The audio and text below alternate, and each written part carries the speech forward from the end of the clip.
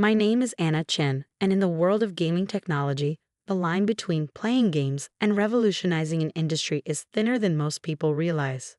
When my mother-in-law, Patricia Armstrong, CEO of Armstrong Tech Solutions, dismissed my gaming company as childish nonsense, she had no idea she was looking at the future of artificial intelligence. Really, Thomas? Patricia sighed during another tense family dinner at her Palo Alto mansion.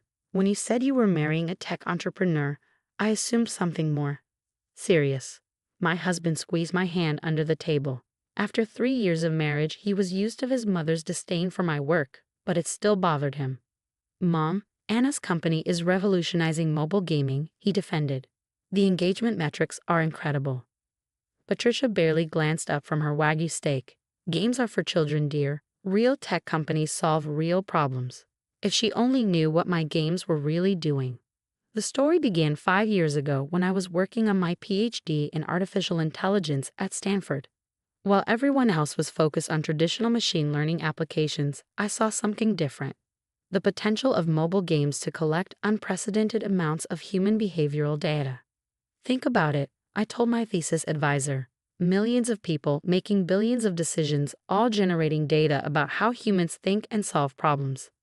It's the largest cognitive research study in history. He didn't get it. None of them did. Except Thomas. I met him at a tech conference where I was presenting my research. He was there representing Armstrong Tech, his mother's company. While others saw my gaming platform as trivial, he saw the potential. You're not just making games, he said after my presentation. You're building a human behavior prediction engine. He was right. Every puzzle solved, every strategy chosen, every decision made in my games fed into a sophisticated AI system that learned how humans think. The games were just the interface. The real product was understanding human cognition at scale. We married despite his mother's objections. Patricia had wanted him to marry the daughter of a prominent Silicon Valley CEO, someone who understood serious technology. Instead, he chose the game developer. What Patricia didn't know was that major tech companies had started noticing patterns in my company's patents. The AI algorithms we developed weren't just good at gaming.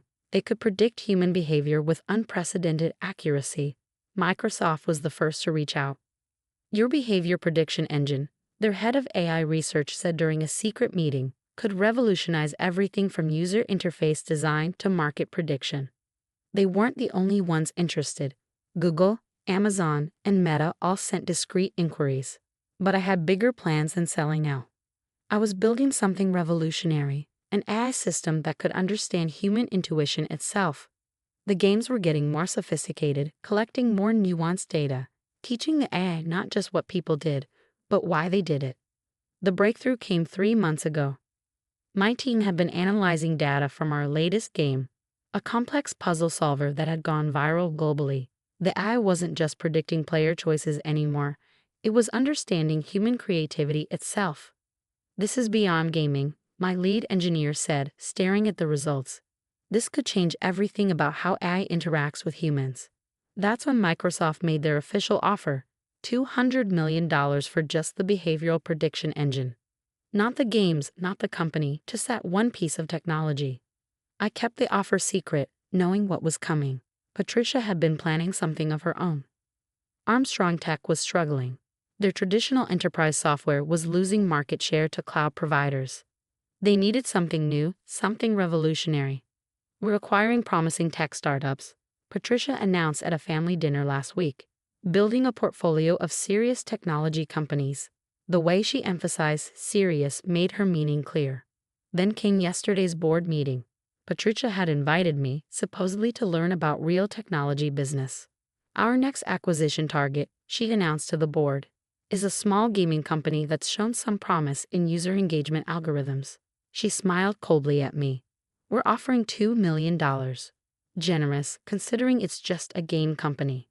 The board members chuckled. They were all like Patricia, old-school tech executives who saw games as toys. That's very generous, I said calmly, thinking of Microsoft's offer in my desk drawer. But I'll need to review it with my team. Don't take too long, Patricia said. This offer won't last forever. And really, Anna, what other options does a small game company have? I left the meeting quietly, my laptop clutched to my chest. Inside it was the latest data from our AI system, data that would shake the foundations of artificial intelligence research. Thomas found me in my home office that night, surrounded by patent applications and technical diagrams. "You're not going to take our offer, are you?" he asked. I showed him the Microsoft offer, then the latest AI results. "This is incredible," he whispered, understanding the implications. "Does Mom have any idea what you've really built?"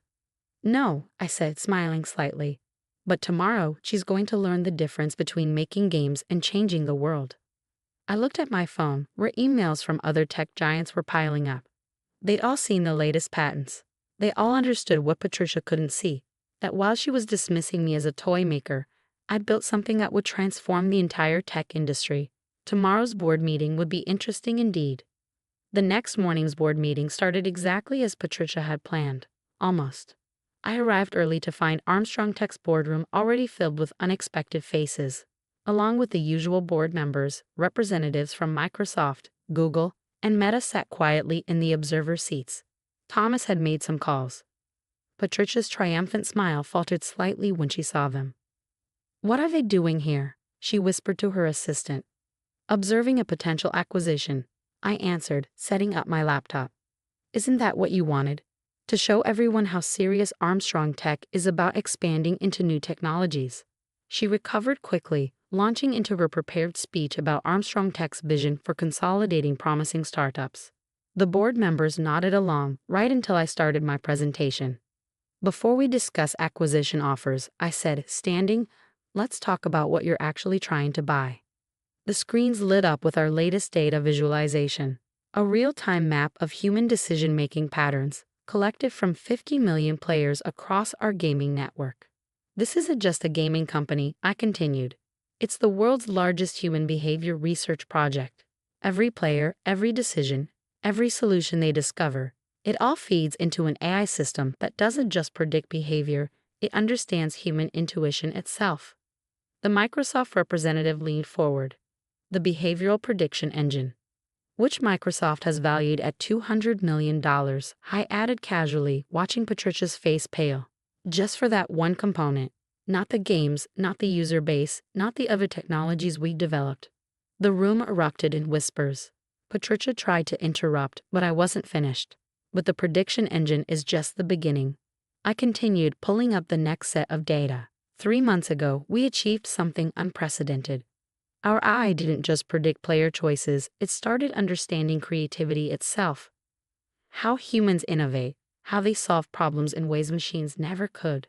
I demonstrated the system's capabilities, showing how it could now generate entirely new game scenarios based on its understanding of human creativity. The tech representatives were practically salivating.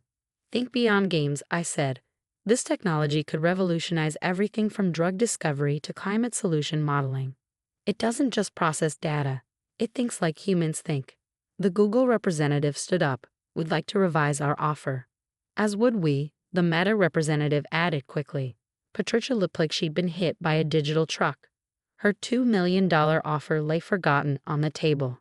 "This is irregular," she tried. "We had an understanding." "No, Patricia," I cut in quietly. "You had assumptions. About games, about technology, about what constitutes serious innovation. Those assumptions just cost Armstrong Tech its biggest opportunity since cloud computing." I turned to the board. "I'm not interested in selling my company, but I am interested in partnerships, real ones, with companies that understand the value of what we've built." The next 2 hours transformed Armstrong Tech forever. Instead of acquiring my little game company, they ended up negotiating a joint venture partnership, one where my company would lead their AI research division. Microsoft and Google both secured licensing deals for the behavioral prediction engine. Meta launched a research partnership for creative AI development. Patricia sat silently through it all, watching her planned acquisition turn into a complete reorganization of her company's future. When the dust settled, I was named Chief Innovation Officer of the newly formed Armstrong Chen AI Labs. The game maker was now leading the company's most important division. "How long?"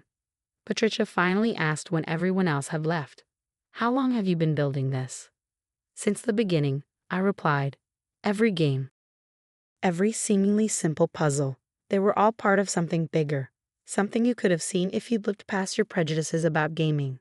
She nodded slowly, decades of assumptions crumbling. Thomas knew, didn't he? He saw it at the very beginning. He understood that innovation doesn't always look serious on the surface. The transformation of Armstrong Tech was dramatic. Our gaming-derived AI technology revolutionized their enterprise software, making it intuitive in ways competitors couldn't match. The stock price tripled within 6 months. More importantly, the company's culture changed. The distinction between serious technology and just games disappeared. Innovation was judged on impact, not appearance. Today, I'm writing this from my new office, formerly Patricia's, with a view of the Silicon Valley hills. On my wall hangs the first tablet I used to code games next to our latest AI Research Awards. Patricia has changed too. Last week, I caught her playing one of our games on her phone. Research, she claimed, but I saw her smile when she solved a particularly tricky puzzle. The gaming division has expanded beyond recognition. We're not just making games anymore. We're building the future of human-AI interaction. Every player who enjoys our games is unknowingly contributing to breakthroughs in artificial intelligence. Thomas loves telling the story at industry events. Everyone saw a game company, he'll say. But my wife saw the future of AI. Sometimes the most serious innovation looks like child's play. Microsoft's original $200 million offer hangs framed in our innovation lab. A reminder that value isn't always obvious to everyone.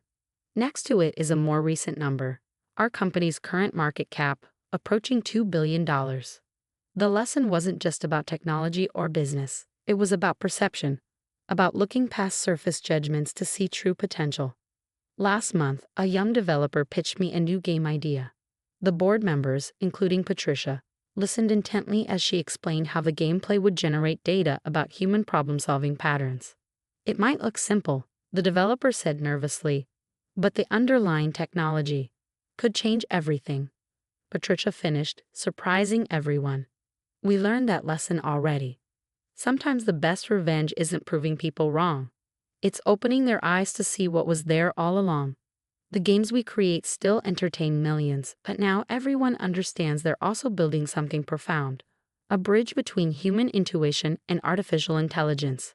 As I watch players around the world enjoy our latest game, each of them unknowingly contributing to the next breakthrough in AI research, I think about that first board meeting, about how quickly assumptions can crumble when confronted with undeniable innovation.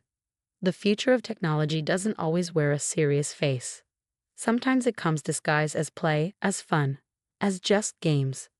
And sometimes the people others dismiss as toy makers are actually building tomorrow's reality, one game at a time.